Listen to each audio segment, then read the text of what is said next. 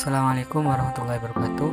Kami dari kelompok 9 pengantar studi Islam Qurratul Amelia NIM 201101070021. Alvina Nikmatuz Zahra NIM 201101070009 dan Muhammad Aka Aditya NIM 202101070017 akan menjelaskan tentang 1. Pengertian al-hadis, as-sunnah, asar, dan hadis qudsi.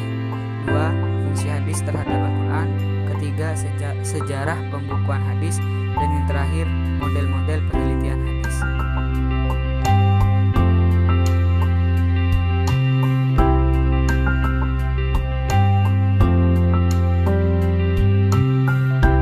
Assalamualaikum warahmatullahi wabarakatuh. Di sini saya akan menjelaskan tentang pengertian al-hadis, as-sunnah, asar, dan hadis qudsi dan fungsi hadis terhadap Al-Quran. Pengertian al-hadis.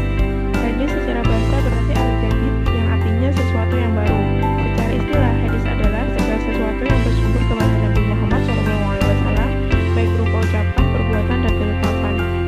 Pengertian as-sunnah. Sunnah secara bahasa berarti perjalanan atau perbuatan yang pernah Rasulullah lakukan. Sunnah menurut istilah adalah segala sesuatu yang bersumber dari Nabi Muhammad SAW, baik berupa perkataan, perbuatan, ketetapan, sifat fisik, atau tabiat budi pekerti, perjalanan hidup sebelum maupun sesudah menjadi Rasul. Pengertian asar. Secara bahasa, asar artinya bekas atau sisa. Secara istilah, asar adalah segala sesuatu yang datang dari Nabi Muhammad SAW maupun yang selain Nabi. Pengertian hadis qudsi atau disebut juga dengan hadis rabbani atau hadis ilahi, yaitu perkataan Allah yang diriwayatkan oleh Nabi Muhammad SAW. Pengertian hadis qudsi adalah sesuatu yang dikabarkan Allah melalui ilham atau mimpi yang dialami Nabi Muhammad SAW. Kemudian beliau menyampaikan makna yang terkandung di dalamnya dengan perkataan dan bahasa beliau sendiri. Fungsi hadis terhadap Al-Quran yaitu 1. Bayan takrib, yaitu memperjelas isi Al-Quran. Yang kedua, bayan tafsir, yaitu menafsirkan isi Al-Quran. Yang ketiga, bayan tashri, yaitu memberikan kepastian hukum Islam yang tidak ada di dalam Al-Quran. Yang keempat, bayan nasak, yaitu mengganti ketentuan terdahulu. Assalamualaikum warahmatullahi wabarakatuh. Perkenalkan, nama saya Alvina Nikmatuz Zahra, NIM 201101070009. Di sini saya akan menjelaskan tentang sejarah pembukuan hadis.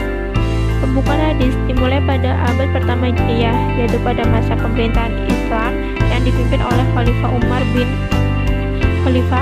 ibnu Abdul Aziz, Khalifah ke-8 dari Kekhalifahan Bani Umayyah, dengan mengirim surat kepada seluruh pejabat dan ulama di berbagai daerah agar memperhatikan dan mengumpulkan hadis dari para penghafalnya dan segera dihimpun. Salah satu yang dikirimi surat adalah Abu Bakar ibnu Muhammad ibnu Ammar ibnu Hazm, gubernur Madinah. Ia mengirim surat yang berbunyi, perhatikan atau periksalah hadis-hadis Rasulullah SAW, kemudian tulislah. Aku khawatir akan lenyapnya ilmu yang dengan meninggalnya para ahli, dan janganlah kamu terima kecuali hadis Rasulullah SAW. Ada beberapa faktor yang melatar belakangi adanya pengkodifikasian pada masa ini. Menurut Muhammad Al-Zafzaf, kodifikasi hadis pada masa ini dilakukan karena pertama, para ulama hadis telah tersebar ke berbagai negeri. Dikhawatirkan hadis akan hilang bersama wafatnya para ulama hadis. Yang kedua, banyak berita yang diadakan oleh pelaku pembuat hadis yang berupa hadis-hadis palsu. Proses pengkodifikasian hadis dilanjutkan pada abad kedua Hijriah. Usaha pembukuan hadis oleh Ibnu Hazm dan Ibnu Syihab al-Zuhri pada abad pertama Hijriah diteruskan oleh beberapa ulama hadis yang telah berhasil mengumpulkan dan menyusun hadis.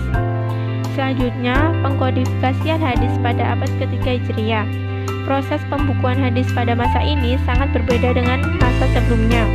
Pada masa ini merupakan masa penyaringan dan pemisahan antara sabda Nabi Muhammad SAW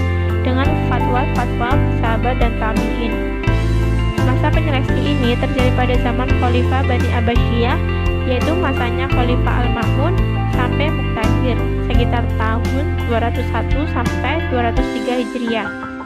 Alasan yang melatar belakangi adanya pengkodifikasian pada masa ini karena pada masa tadwin sebelumnya belum dipisahkan mana yang memang betul-betul sabda Nabi atau fatwa-fatwa baik dari sahabat atau tabi'in, mana yang tergolong hadis marfu, mauquf, dan maktub.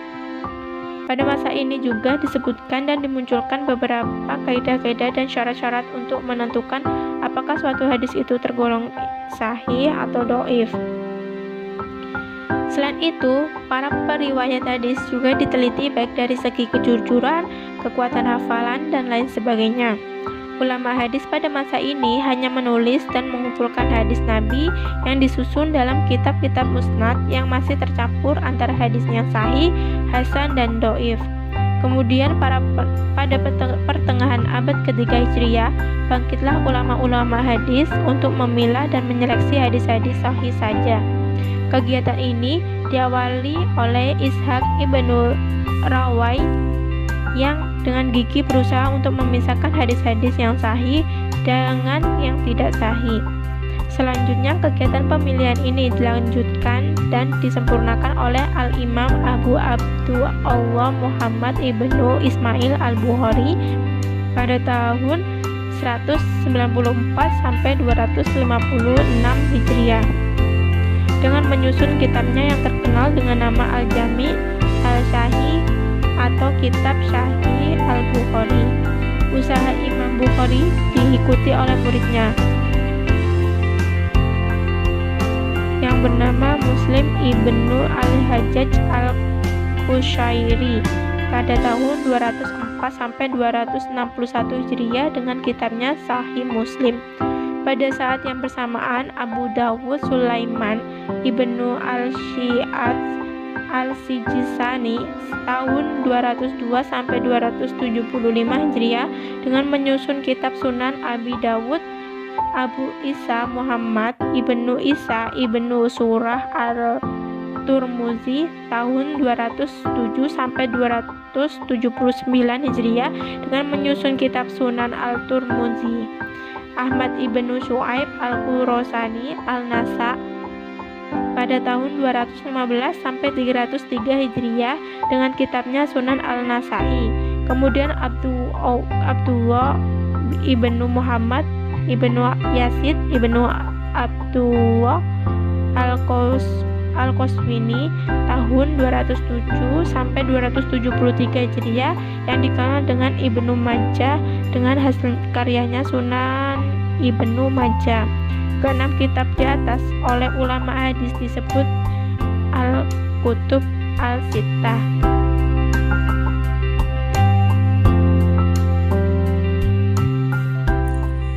Model-model penelitian hadis. Yang pertama, model Muhammad Quraisy Shihab.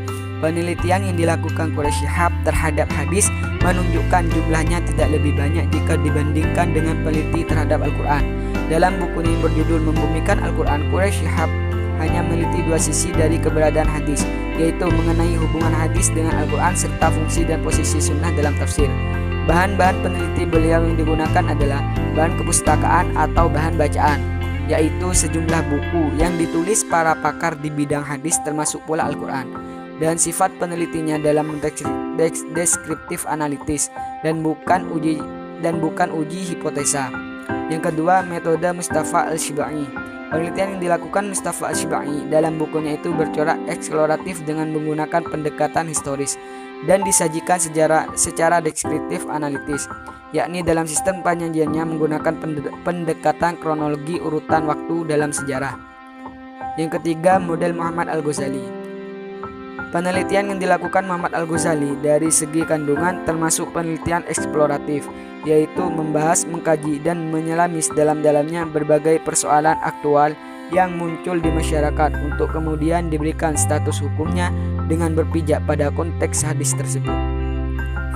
Corak penyajiannya masih bersifat deskriptif analitis, yakni mendeskripsikan hasil penelitian sedemikian rupa, dilanjutkan menganalisisnya dengan menggunakan pendekatan fikih, sehingga terkesan ada misi pembelaan dan permurnian ajaran Islam dari berbagai paham yang dianggapnya tidak sejalan dengan Al-Quran dan As-Sunnah yang mutawatir.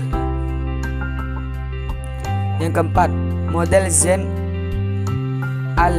al-Din Abdurrahim bin Al-Husain Al-Iraqi dalam bukunya yang berjudul At-Taqyid wal Idlal Syekh Muqaddiman Ibnu Shalih adalah termasuk kitab ilmu hadis tertua yang banyak mengemukakan hasil penelitian dan banyak dijadikan rujukan oleh para peneliti dan penulis hadis generasi berikutnya. Ia sebutkan sebagai penganut mazhab Syafi'i, belajar di Mesir dan mendalami bidang fikih. Dalam penelitiannya bersifat penelitian awal, yaitu penelitian yang ditunjukkan untuk mengemukakan bahan-bahan untuk digunakan membangun suatu ilmu. Buku yang pertama kali mengemukakan macam-macam hadis yang didasarkan pada kualitas sanad dan matanya, yaitu ada yang tergolong sahih, hasan, dhaif. Kemudian dilihat pula dari keadaan bersambung atau terputusnya sanad yang dibaginya menjadi hadis mustad, muttasil, marfu, mauquf, mursal, al-munqatil. Dilihat dari keadaan kualitas matanya dibagi menjadi hadis yang syadz dan munkar. Yang kelima, model penelitian lainnya. Pada model penelitian hadis ini yang diarahkan pada fokus aspek tertentu saja. Misalnya Rifat Fauzi Abdul Muthalib pada tahun 1981 meneliti tentang perkembangan As-Sunnah pada abad ke-2 Hijriah. Hasil penelitiannya itu dilaporkan dalam bukunya yang berjudul Tausikus Sunnah fil Al-Qur As-Sani Al-Hijri Khususuhu wal Ijtihad. Selanjutnya Mahmud Abu Rayyah melalui talaah kritis atas sejumlah hadis Nabi Muhammad SAW. Sementara itu Muhammad At-Taha khusus meneliti cara menyeleksi hadis secara penentuan sanad. Terima kasih atas perhatiannya. Kami dari kelompok 9 mengucapkan terima kasih sebanyak-banyaknya. Wabillahi taufiq wal hidayah. Wassalamualaikum.